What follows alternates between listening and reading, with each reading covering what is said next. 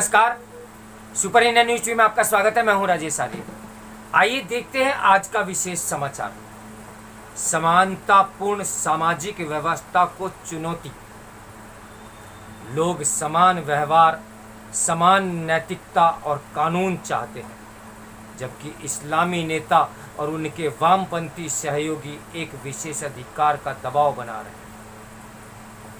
इन दिनों यूरोप और अमेरिका में ब्लास्फेमी यानी इस निंदा रोकने के लिए कानून बनाने पर विवाद हो रहा है।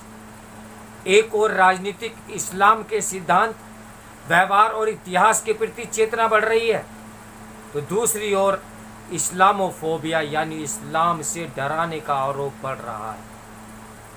हाल में संयुक्त राष्ट्र की ओर से 15 मार्च को इस्लामोफोबिया विरोधी दिवस मनाने का प्रस्ताव पारित होने के बाद बहस तेज हो गई। इस पर भारत के साथ फ्रांस ने भी चिंता जताई थी। अमेरिका, यूरोप के नेता और साथ ही मीडिया दुविधा में पड़े हैं कि नियमित घटने वाली जिहादी कांड, दुस्साहसी मांगे और राष्ट्रीय कानूनों के खुले उल्लंघन सबके सामने हैं। अब इन घटनाओं की लीपापोती असंभव है, किंतु उसे रोकने के लिए कार्रवाई करने पर ढीला हवाली चल रही है। इस दुविधा में एक कारक वामपंथी बौद्धिकों का दबाव भी है, जो राजनीतिक इस्लाम के बचाव में तरह तरह के तर्क देते रहते हैं। पर आम यूरोपीय जनता सच्चाई समझ चुकी है। बौद्धिक राजनीतिक धर्म में खींचातानी के बीच इस्लामी राजनीतिक समूह दबाव बढ़ा रहे हैं।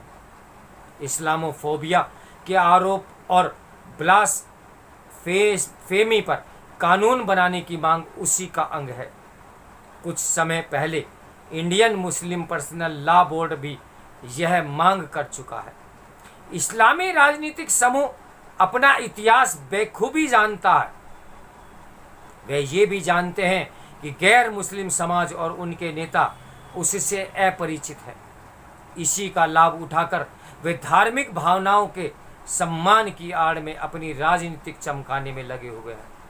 किंतु धार्मिक भावनाओं का सम्मान एक तरफा नहीं हो सकता। शरीयत के कायदे मानवीयता और लोकतांत्रिक समाजों की संस्कृति के खिलाफ है। अभिव्यक्ति की स्वतंत्रता में किसी भी कानून, नेता, पंथ, प्रोफेट, संत आदि की भी आलोचना का अधिकार शामिल है।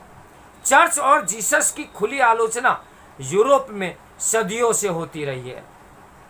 अतः इस्लाम की आलोचना रोकने की मांग यूरोपीय सभ्यता को भी ही बांधने जैसी है। इस्लामी कायदे स्वयं इस्लामी समाज की स्त्री और बच्चों के लिए हानिकारक हैं। शरीयत के कायदे लोकतांत्रिक देशों की उदार समानतापूर्ण संस्कृति के विपरीत हैं। भिन्न मत या धर्म मानने वालों के प्रति यूरोप, अमेरिका में सहज सम्मान सभी सर्वविदित है। इसलिए दुनिया भर के लोग वहाँ सहजता से रहने जाते हैं। यह चीज़ इस्लामी समाजों देशों में नहीं है। शरीयत के कायदे गैर मुस्लिमों को हीन मानकर तरह तरह की पाबंदियों और अपना अपमान थोपते हैं। यूरोपीय और अमेरिकी नागरिकों ने अपनी वैचारिक स्वतंत्रता लंबे संघर्ष और सामाजिक विकास के क्रम में हासिल की है। अब इस्लामी समूह यह कहकर उस पर पाबंदी लगाना चाहते हैं कि उनके रिवाजों, शरीयत आदि की आलोचना नहीं होनी चाहिए। इस आलोचना को ही वे इस्लामोफोबिया और ब्लास्फेमी कहते हैं। यहाँ तक कि वे स्वयं प्रमाणिक इस्लामी किताबों के विवरण का उल्लेख भी रोकना चाहते हैं, क्योंकि उससे राजनीतिक इस्लाम की सच्चाई सामने आती है। दूसरी ओर यही इस्लामी समूह अन्य धर्मों, उनके प्रोफेट, देवी देवता और पूजा पद्धति को कुर्फ, झूठे आदि कहना अपना अधिकार मानते हैं। वे अन्य धर्म विश्वासों, उनके श्रद्धा स्थलों, प्रतीकों की अवमानना तक करते हैं। न केवल इस्लामी राज वाले देशों वरन यूरोप, अमेरिका, भारत जैसे देशों में भी सारी दुनिया में यह दोहरापन गैर मुस्लिम जनता अब अधिकारिक देख समझ रही है।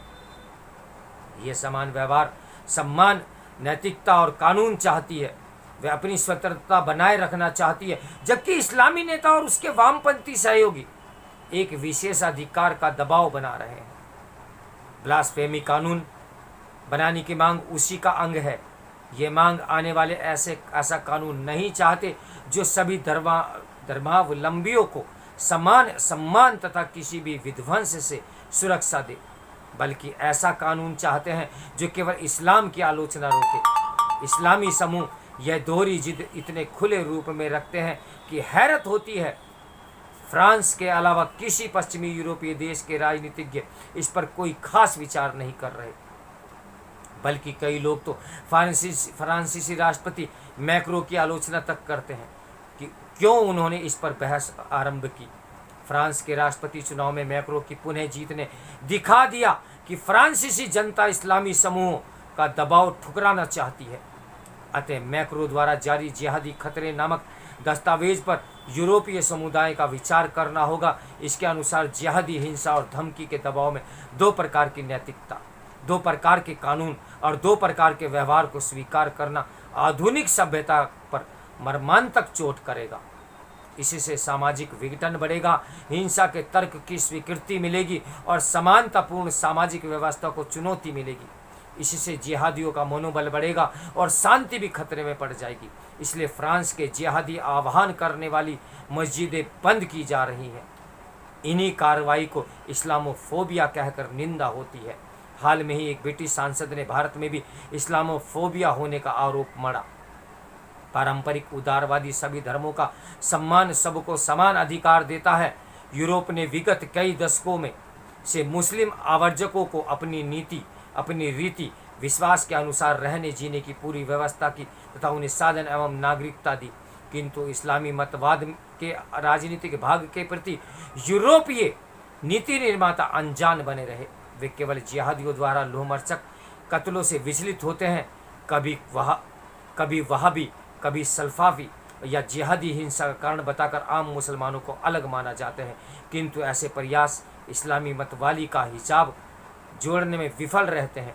चूँकि राजनीतिक इस्लाम एवं जिहाद के सिद्धांत इतिहास से बेखबर यूरोपीय नेता विचारों के बदले समूहों की चिंता करते हैं, अतः मूल समस्या देखने से चूक जाते हैं। इसी दुष्चक्र का समाधान किया जाना है। आगामी जून में यूरोपीय नेताओं को आतंकवाद के विरुद्ध संघर्ष पर अपनी नीति निर्धारित करनी है। तभी इस्लामी फोबिया और ब्लैक फेमी पर अपना रुख स्पष्ट होगा। इस समाचार के लेखक राजनीतिक शास्त्र के प्रोफेसर एवं वरिष्ठ स्तंभकार शंकर शरण है। तो मेरे साथ बने रहिए सुपर इंडिया न्यूज़ टीवी की ब्रेकिंग न्यूज़ के लिए। नमस्कार, मैं हूँ राजेश आर्य।